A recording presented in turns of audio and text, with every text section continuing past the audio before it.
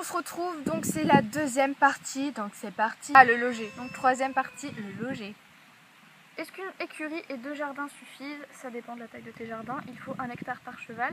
Donc tu calcules, voilà.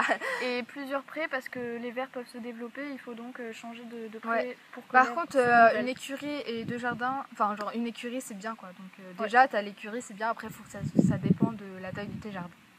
Combien de terrain faut-il? 1 hectare généralement. Et il faut pouvoir séparer pour que l'herbe se renouvelle. Ouais. C'est mieux chez soi ou en pension? Ça c'est à vous de voir. Hein. Bah oui. En fait on n'a pas testé en pension, on ne sait pas. Bah ouais, on sait pas. Et puis après ça dépend de vous, de ce que vous voulez faire avec lui, si vous voulez vraiment le mettre en box, si vous voulez que si vous avez le temps de vous en occuper tous les jours, sachant qu'en club on a plus d'infrastructures et qu'on peut prendre des cours plus facilement. Ouais. Donc voilà, après ça dépend aussi si vous êtes près des pensions et tout. Enfin voilà, ça dépend de plein de choses, ça dépend surtout de vous en fait et de ce que vous avez envie de faire avec votre cheval. Si le cheval est dans un pré et qu'il a de l'herbe, pas besoin de lui donner du foin. L'hiver si. Parce que ça complète l'alimentation. Ouais, et l'été pas besoin, nous on n'en donne pas l'été. Enfin ils en ont quand ils viennent ici, mais bon, comme ils viennent pas souvent à la ferme, voilà. Mais l'hiver oui, plus foin plus herbe. Si vous avez de l'herbe plus le foin l'hiver c'est bien puisque comme ça il va économiser, enfin vous allez donner moins de foin puisqu'il aura de l'herbe à manger. Alors que s'il n'a pas d'herbe, vous allez devoir donner beaucoup de foin et ça peut coûter plus cher que de faire foin-herbe. Je me suis bien expliquée. On a compris. Ok. Il est obligé de rester toute l'année dans le pré. Il n'est pas obligé, mais s'il est rustique et qu'il reste l'année au pré, pourquoi pas. Avec un abri par contre. Ouais. Aux chevaux. Bah à l'herbe. Voilà, à l'herbe, au foin et à l'eau. Ouais. Voilà. Donc on passe à la catégorie le choisir. Le choisir. Comment choisir le bon poney? Testez-le. Alors moi je vous conseille d'aller le voir minimum 2 fois. Oui, minimum. Si c'est un cheval de balade, faire une balade. Si c'est un cheval, le tester dans plusieurs situations pour être sûr de ne pas avoir de surprise. Pour choisir le bon poney, il faut d'abord cibler ce que vous voulez faire avec. Cibler son âge, le budget, cibler de vos envies, niveau, tout ça. Et aussi, je sais que si possible, après il faut voir avec le propriétaire, vous pouvez le prendre quelques jours chez vous et l'essayer. Parce que c'est vrai que 2 fois, il peut être drogué et être parfaitement drogué. Non mais ça existe. Bah ouais, je sais. Et t'achètes n'importe un cheval fou en fait. Ouais, donc l'essayer, je sais pas, si le propriétaire ne veut pas une semaine, je sais pas, 3-4 jours ça suffit déjà, je pense que c'est déjà pas mal. Vous pouvez aller le voir, enfin voilà, c'est le... Voilà, après tout ça dépend de vous et de ce que vous voulez. Mais prenez votre temps pour choisir le bon, n'hésitez pas à en essayer plusieurs. Ouais. Là, par exemple, vous allez en visiter un, vous dites « Ah, c'est lui !» Mais c'est le premier, donc allez en visiter d'autres, enfin voilà, il faut vraiment voir plein de choses. En particulier est faite pour nous. Il y a des races plus disposées au saut. Oui, voilà, si vous voulez faire du saut, il y a forcément des races. Ça, après, il faut se renseigner sur ce que vous voulez faire et voir quelles races sont bien. Vous allez dans les élevages. Demandez à des professionnels, ils vous aideraient. Avec moniteur. Cavalier galop 1, quel serait le caractère, l'âge idéal? Je conseille pas à un galop 1 d'avoir un cheval. Non. Déjà pour monter, vous allez faire des erreurs. Ouais. Je sais pas, faut attendre un peu quoi. Galop 1, c'est. Galop 1, vous savez pas faire grand chose, hein. Je suis désolée, mais on savait rien faire. Oui. Non, mais vous commencez à apprendre quoi, donc ce serait dommage de prendre un cheval. Et puis vous n'êtes pas sûr d'adorer ça toute votre vie. Oui, et puis même ça serait dommage de prendre un cheval, de pas bien dresser votre cheval puisque vous n'avez pas forcément tout ce qu'il faut pour le dresser. En technique, je veux dire en savoir, parce que la fille qui nous a posé cette question nous a dit qu'elle avait beaucoup de connaissances techniques, connaissances théoriques. Ouais, mais il faut des techniques. Il y a des connaissances et aussi savoir vraiment s'occuper d'un cheval, c'est différent quoi.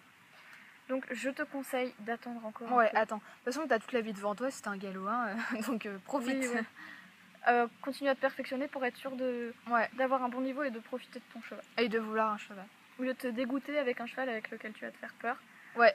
Oui, parce qu'en plus, vous allez vous faire peur parce que par exemple, vous allez vous tomber parce que votre cheval...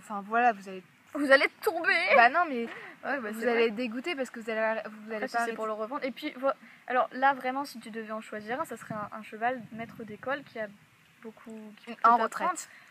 Ouais. Ouais, ou même avant, il y a des chevaux Oui, de un peu 14 ans. avant, mais Ouais, qui a bien bossé. Enfin, oui, qui voilà, peut qui t'apprendre. connaît son travail. Mais le quoi. problème, c'est que tu vas monter de niveau et que ce cheval ne te conviendra plus. Ouais, donc Donc, il faut c'est attendre. dommage quoi. Moi, ouais, nous on vous conseille vraiment d'attendre. Le cheval est adapté pour un premier cheval. Je pense pas qu'il y ait de race particulière. Peut-être pas un Non, cheval à ouais. sang vraiment chaud. Après, oui, franchement, ça dépend ce que vous voulez faire avec lui. Enfin, C'est si pas- vous aimez les chevaux fougueux, eh ben, voilà, prenez un cheval fougueux. Si vous aimez un. Mais pour un premier cheval, si vous avez un petit niveau, peut-être pas genre un trop Oui, après- réformé avec beaucoup de travail à faire Oui. dessus. Quoi. Oui, après, ça dépend de votre niveau, mais si vous avez un super niveau et que vous pouvez vous permettre de prendre n'importe quel cheval parce que Faites-vous vous avez plaisir. un niveau excellent, bah, faites-vous plaisir. Ouais, c'est vrai que. C'est Bah, vrai que là, on c'est peut des pas questions vous qu'on peut juger pas là-dessus trop parce que vous. c'est personnel. Ouais. Après, vous n'êtes pas obligé de prendre une race. Hein. Les poneys, c'est pas des races, c'est Ouais. super quand même. Voilà. Là. Quelle race pour faire du saut, travail à pied, liberté, balade? Bah, écoute, Alors, les races. liberté, balade, enfin non, balade, tu peux, enfin ça serait mieux avoir des chevaux rustiques. Enfin les races, moi je m'y connais pas trop en race, Bah. donc désolée, mais là-dessus je peux pas trop vous aider. Bah, il y a plein de races. Enfin, après, ton poney, si tu l'éduques pour tout faire, Bah y a ouais, pas il de sera raison. capable de tout faire. C'est sûr qu'il y a des races plus disposées à d'autres choses. Oui, mais, voilà, c'est sûr. Je sais pas, un poney français de sel ou quoi que ce soit, il peut faire tout ça. Un Ouais. Welsh Cob, Ouais, désolée, Un là on peut pas trop trotteur, vous aider, mais Après, il sera peut-être pas excellent dans chaque discipline. oui, voilà, mais après ça dépend ce que vous voulez faire. Donc Pour les chevaux de renseignez-vous, renseignez-vous, je sais pas, de demander à votre moniteur quelle race est fait. Par exemple, vous voulez sauter, vous voulez faire que ça, sauter, sauter, sauter. Bah, demandez à votre c'est pas conseillé quand même. c'est pas mais- conseillé, mais demandez à votre moniteur quelle race vous préférez plus, parce que moi, personnellement, je peux pas trop vous conseiller là-dessus. Hein.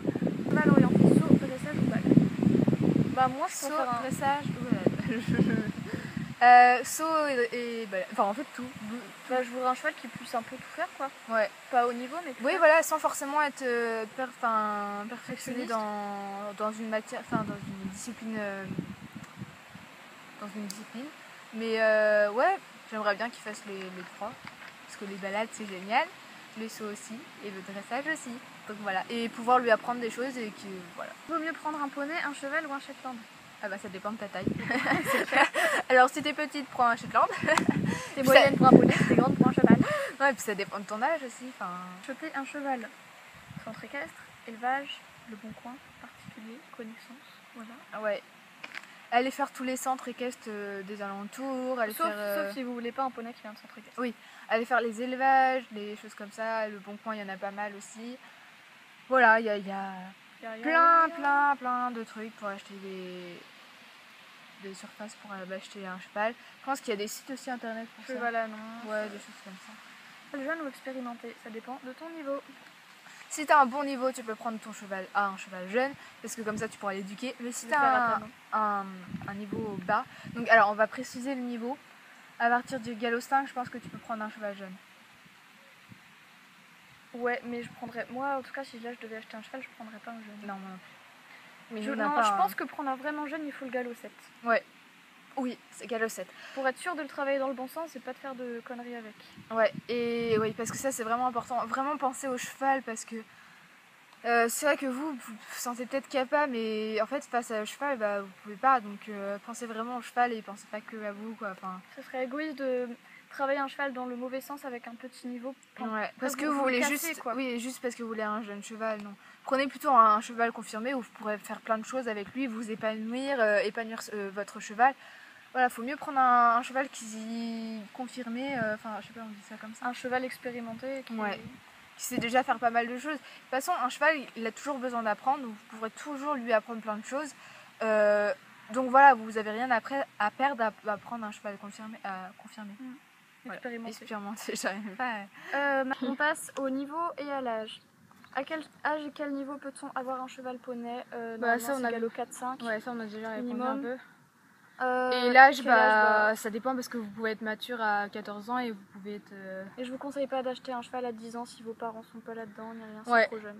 On n'a pas la maturité. Et vraiment, nécessaire. même si vous avez 15 ans, il faut que vos parents soient derrière, quoi. Ouais, Ça c'est vraiment si vous important. n'avez pas leur soutien, c'est pas la peine. De quoi doit-on être capable? Qu'est-ce qu'on doit connaître pour avoir un cheval?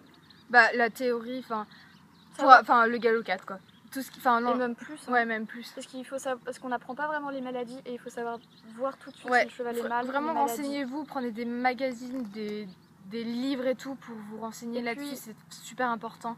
Et il faut que quelqu'un soit derrière vous, que vous connaissez, qui est en matière de cheval et tout. Enfin, voilà, c'est vraiment important. Et puis c'est pas parce que vous avez passé votre galop 5 en club que vous êtes capable de vous occuper d'un cheval à l'extérieur, ça n'a rien à voir quand on monte une fois par semaine. Vous pouvez pas vous rendre compte vraiment. De tout ce qu'il y a à faire, comment convaincre ses parents?